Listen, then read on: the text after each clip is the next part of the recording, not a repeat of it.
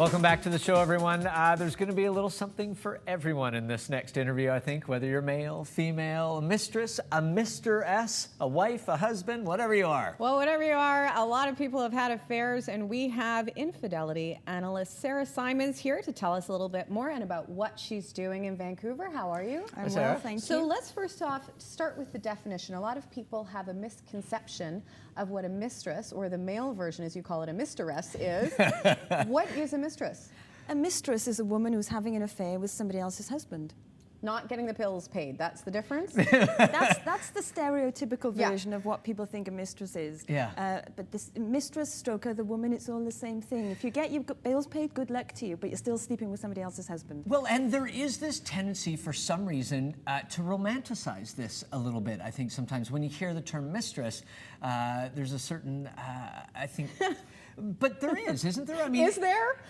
News to me. Well, I mean, if you're involved in it, sexy yeah, angle, you know, the you French, that's the way they live. You know what I mean? You think it's a glamorous life, and really, to be honest, it's not. And that's why I set up Mistresses Anonymous, because I only ever hear from women in despair of their affair. Now, Sarah, let's backtrack a little bit and tell us a little bit about your story, because a lot of people recognize you from the talk show circuit, whether it be The View or Dr. Phil or Oprah. You have some experience. You are well known for a certain amount of affairs that you had. You've since gotten yourself out of that lifestyle, but I guess most recently, Gordon Ramsay, it hit all the headlines. Why did you decide to stop doing this?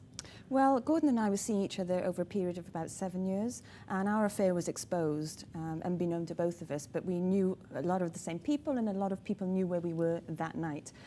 So it kind of put a wedge between us. We don't speak anymore. But he denied it, which is sad, because I'm all for, if you've made a mistake, stand up, put your hands up. I've made a mistake, I've done something wrong, let's get past it. And what was the attraction for you to be with married men? Yeah, the mindset. Yeah, well, at the time, I was a lot younger, and I was working in a very high-octane PR world, in hotels and traveling around the world, and these were the guys I was meeting. It's no excuse, but it's the reason. I was surrounded by playboys, high-profile men, celebrities, men who were cheating on their wives and felt no qualms about doing it. So I really became as bad as them, and they were the ones I was meeting, they were the ones asking me out, and I just didn't have that filter switch that I should have said, I'm sorry, you're married, I deserve more than that. I just said, yes, okay, where are we going out? Is there a commonality that you're finding in the experience for different women through Mistresses Anonymous that gets them into these situations, or is it just things happen? It can be a number of things. We're all human, and we all want to be loved and be made to feel good. So sometimes doing the wrong thing can actually be exciting. Now, sometimes you don't know the married man is married to begin with. Married men can be very, very cunning. Well, now, wait a second. Men lie about that. I'm glad to see that wedding ring on you, Mike, I have to say. But it does come off easily, I'm sure, into the pocket. Not in your case, of I've never course. tried, Sarah. Except for when he's doing push-ups. You would be amazed. I have been involved with men who haven't told me they were married for 2 months. I hear from many women who've told me perhaps up to 8 months. And you think, how would you not know? But if you're in denial about certain things, you don't want to investigate certain signs you're seeing. Usually if he lives in another state, it's a lot easier for him to keep his real marital status to himself. A lot of men will tell you that they're currently separated when really his wife is just on vacation. And there's the other type of affair where perhaps it's an office affair, you fall into it, you think it's perhaps a one-night stand or a little fling. Of course, it always becomes then more. The emotions come in after. And we're focusing after. on men and mistresses, husbands and mistresses, but women cheat too. We've got to clarify that. They this do. is not just dogging on you male guys are gender. blowing my mind here.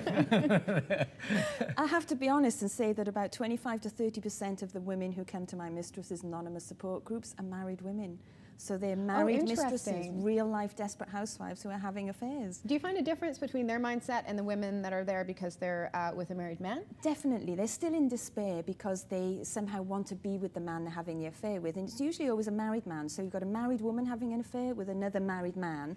And it can even be the neighbour, the kid's coach at school. I mean, I've heard it all. Why aren't these people just single? I know. Well, so they why can can't people just be honest want? with each other and themselves and sit down and say, what's missing in my life? Why am I seeking somebody else out? What are these voids that are missing? How can I fill them? Am I with the wrong person? And if so, let's get out of that and marriage. this is what I liked about the book and about your writing, because people take shots at you sometimes, but you're really saying, a lot of the time is if you're unhappy, and a lot of people in this situation are, this is how you extricate yourself, because it can be very difficult to get yourself out of these situations, Absolutely. whatever side you're on. And really just cowardly people stay. You know, it's far easier for men, men Yeah. tend to not want to deal with their problems at home, sit down and talk to their wives. They could actually get everything they need from their wives probably if they knew how to speak to them properly and more intimately, but they'd rather go out and take another woman on the side, cause more damage, heartache for all these women. That's why I'm swamped with women in despair. I have to rescue mistresses from their despair. Let's talk a little bit about the seminars, because Yeah. I think a lot of people, because they are in affairs, whether they be the married one or the mistress, might be intimidated to show their face, but you call it anonymous. So maybe you can explain a little bit more about it and how it works. Basically, yes, I was living in LA for a while, and as you know, there's an addiction group there for everything. And so I happened to launch Mistresses Anonymous there. And it was basically after I was on the Oprah show, because I heard from so many women writing to me saying, you're telling my story, please help me get out of this. You know, I was only hearing doom and gloom from women. So I knew I had to set up a support group, because I'm only one person, I can only do so much. Yeah. And that's why I started Mistresses Anonymous, and I launched it in LA. So it has a, you know, an interesting twang to it, but it's the message is The good and dynamic strong. in a room when all these women meet must be fascinating to watch. I mean, Oh, the I think stories. every guy would like to be a fly on a wall, but it must be fascinating because this is something that as a society you have to hide, you know, or people Absolutely. feel the need to That's hide. So right. to be able to be in a room and talk about it must be life-changing for a lot of It these is. It's hugely empowering. And even like any addiction, the first step you take is whether it's writing to me and asking for help, whether it's actually turning up at a meeting. And there's a real camaraderie. They meet other women who are going through exactly the same things. It's like a weight has been lifted off their shoulders almost, because they can speak freely. Yeah. And so we do lots of group hugs. Yeah. You know, it's a 12-step program, but step 13 is alcohol. If all else fails, we'll open up. Well, it's, you know, it's deep, I got to tell you. You Step gotta. 13, So vodka. are you dating single men now?